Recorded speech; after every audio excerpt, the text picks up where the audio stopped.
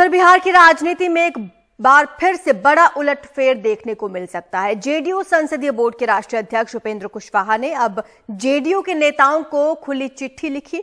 उन्होंने चिट्ठी में लिखा है कि हमारी पार्टी आंतरिक वजहों से लगातार कमजोर होती जा रही है, अस्तित्व खोती जा रही पार्टी को बचाने की कोशिश कर रहा हूं, लेकिन मुख्यमंत्री नीतीश कुमार मेरी बातों की अनदेखी कर रहे हैं। साथ ही जेडीयू की आरजेडी में विलय की चर्चा ने पार्टी के नेताओं को झकझोर कर रख दिया है। इस चिट्ठी के जरिए उपेंद्र कुशवाहा ने जेडीयू नेताओं को 19 और 20 फरवरी को पटना में बैठक के लिए बुलाया। तो वहीं जेडीयू के राष्ट्रीय अध्यक्ष ललन सिंह ने उपेंद्र कुशवाहा के इन तमाम आरोपों को गलत बताया। अलग अलग वो कार्यक्रम कर रहे हैं, ये तो उपेंद्र कुशवाहा जी बताएंगे ना। उपेंद्र कुशवाहा जी बताएंगे कि उनकी क्या मंशा है, वो क्या चाहते हैं। पार्टी से अगर किसी को कोई शिकायत होती है तो वो पार्टी के फोरम पर बात करते हैं, अगर उनकी मंशा साफ होती है तो। लेकिन कोई अगर सार्वजनिक तौर पर पार्टी की बात कर रहा है तो इसका मतलब है कि कहीं ना कहीं कुछ मामला है। तो अब ये तो वो बताएंगे ना कि उनके मन में क्या है, उनकी क्या इच्छा है, भविष्य की उनकी क्या रणनीति है, ये वो बताएंगे। बिहार के कटिहार में नीतीश कुमार की समाधान यात्रा के दौरान बवाल हुआ। मुख्यमंत्री से ना मिल पाने के चलते नाराज लोगों ने जमकर बवाल किया। इन लोगों ने आगजनी भी की। लोगों ने जेडीयू के पोस्टर्स फाड़े, बैनर फाड़ डाले, आग के हवाले कर दिए। साथ ही नीतीश कुमार के खिलाफ जमकर नारेबाजी की गई।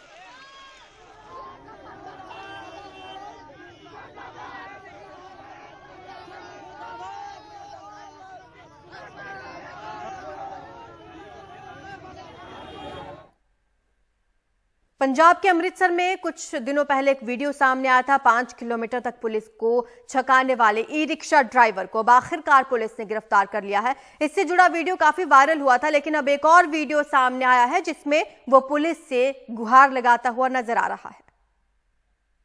ये घटना 30 जनवरी की है। अमृतसर के लॉरेंस रोड चौक से ये घटना शुरू होती है। यहाँ पर एक बुजुर्ग दंपति ने चौक पर खड़े हुए पुलिसकर्मी को शिकायत की कि एक ई रिक्शा चालक है, वो नशे की हालत में है, और शिकायत ये की थी कि ये जो बुजुर्ग दंपति है इसने ई रिक्शा चालक से कहा था कि उनको ग्रीन एवेन्यू जाना है, लेकिन वो जो ई रिक्शा चालक था वो उनको लॉरेंस रोड पर ही घुमा रहा था।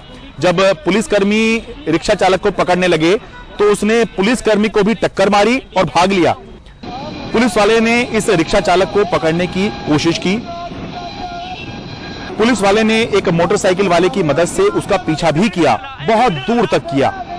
इस दौरान ई रिक्शा वाले ने कहीं पैदल को टक्कर मारी, कहीं बाइक या स्कूटी वाले को, कहीं रॉन्ग साइड में गाड़ी चला रहा था।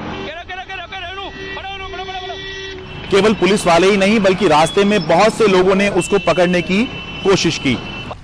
लगभग 5 किलोमीटर तक ई रिक्शा खतरनाक तरीके से दौड़ाने और कई जगह टक्कर मारने के बाद आखिर में एक जगह पर ई रिक्शा चालक अपना रिक्शा छोड़कर भाग गया।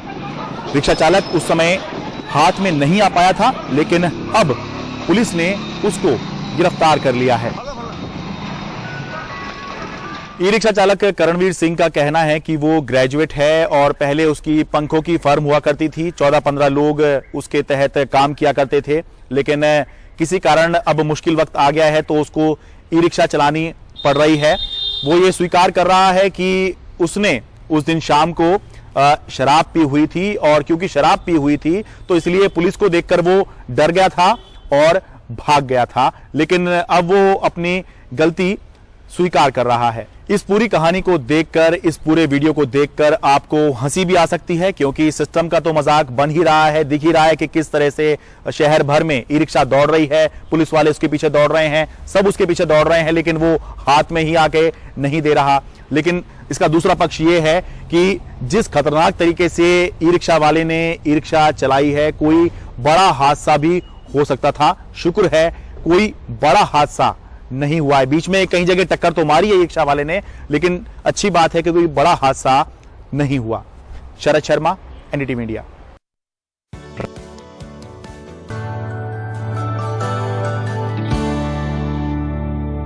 रामचरितमानस विवाद के बीच जाति व्यवस्था पर आरएसएस प्रमुख मोहन भागवत ने बड़ा बयान दिया। उन्होंने मुंबई के एक कार्यक्रम में कहा कि जाति, वर्ण और संप्रदाय पंडितों ने बनाए हैं। उन्होंने कहा, हमारी समाज के प्रति जिम्मेदारी है। जब हर काम समाज के लिए है तो कोई ऊंचा, कोई नीचा या कोई अलग कैसे हो गया। आगे उन्होंने कहा कि हर कोई उनके लिए समान है, कोई जाति या वर्ण नहीं है, इसके लिए संप्रदाय नहीं है, ये पंडितों ने बनाए थे। महाराष्ट्र के मुंबई में राष्ट्रीय स्वयंसेवक संघ के प्रमुख मोहन भागवत संत शिरोमणि रविदास जयंती के अवसर पर एक कार्यक्रम में शामिल हुए थे। बघा, समाजामध्ये ही समानता, समरसता प्रस्थापित करण्याचा आहे। जयपुर में इन दिनों विंटेज कार रैली हो रही है। इसमें 100 साल से लेकर 110 साल पुरानी गाड़ियां दर्शकों को लुभा रही हैं। खास बात यह है कि ये सारी गाड़ियां पुराने पुर्जों और पुराने इंजन से ही चालू हालत में हैं और इनके शौकीन कहते हैं कि पुरानी गाड़ियां सालों से खरीदते और इनका जीर्णोद्धार करते आए हैं। लेकिन अब मार्केट में एक बहुत बड़ा फेर हुआ।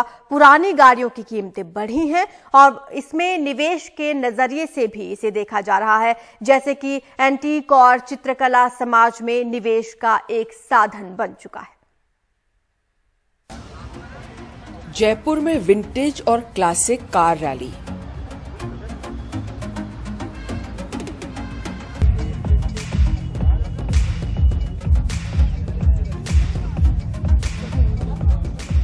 सौ साल पुरानी ऑस्टिन और 110 साल पुरानी फोर्ड, साथ ही अलग अलग रंग और किस्म की पुरानी गाड़ियां अपने आप में एक बीते जमाने की यादें संजोई हुई हैं। कार रैली में लोग आए, दे गॉट एनकरेज और शौकीन लोगों ने फिर सारी पुरानी गाड़ियां इधर उधर से ढूंढ ढांड के ठीक करना चालू किया। इससे एम्प्लॉयमेंट भी बहुत मिला हमारे जयपुर के मैकेनिक्स को। मतलब नंबर प्लेट भी इसका नंबर ओरिजिनल है, नंबर प्लेट का ओरिजिनल है। धर्मपुर 15। हमको मालूम पड़ा कि उन्होंने एक प्रॉपर्टी बिकी है पुणे में, कोरेगांव पार्क, और किसी ने कहा वहाँ गाड़ी है, तो हम उनसे मिले चंबा से और उन्होंने कहा बेचने को राजी है, मेरा ये प्राइस है। अब पुरानी चीजों को शौक से खरीदने वाले लोग कहते हैं कि उन्होंने कभी सोचा नहीं था कि इन गाड़ियों की कीमत इतनी बढ़ जाएगी, जैसे अब्दुल अहमद घनी की ये ऑस्टिन शिमी। देखिए, ये गाड़ी ऑस्टिन शिमी है, 1923 का मॉडल है। ये पर्टिकुलर गाड़ी जो है ये डिजाइनर धौलपुर की थी पहले, और मैं आज 1980s के अंदर से डिजाइनर धौलपुर से इसको मैंने ली थी। कितने में ली थी आज? और आज क्या वैल्यू है? उस जमाने में मैंने 8,000 रुपए में ली थी डिजाइनर धौलपुर से। नो आई डोंट नो, अब तो बहुत ज्यादा वैल्यू हो गई है तो इसकी। ये वन ऑफ अ काइंड है ना? वन ऑफ अ काइंड का। इसकी फिर इसका कोई प्राइस नहीं लगा सकता? इसका कोई प्राइस नहीं लगा सकता। इस कार्यक्रम के आयोजक बताते हैं कि गाड़ियों की कीमत दो तरह से लगाई जाती है। पहली कि ये कितनी ओरिजिनल है और दूसरी कि कितनी दुर्लभ है। It's a very rare car because it's the only one in the country.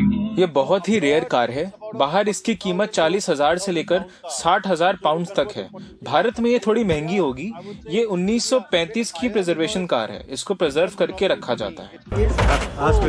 इन गाड़ियों का शौक अब तेजी से बढ़ रहा है और खास बात यह है कि इसमें कई नए निवेशक भी आ रहे हैं।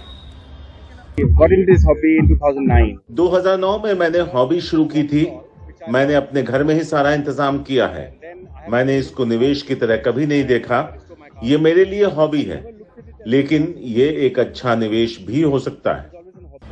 जाहिर है पुरानी गाड़ियां अब सिर्फ शौक ही नहीं, निवेश का बेहतर विकल्प है और ऐसी गाड़ियों का क्रेज अब समाज में बढ़ता जा रहा है। एक शाही अंदाज के साथ साथ अब ये एक नए युग का नया फैशन भी बन चुका है। जयपुर से हर्षा कुमारी सिंह, एनडीटीवी इंडिया।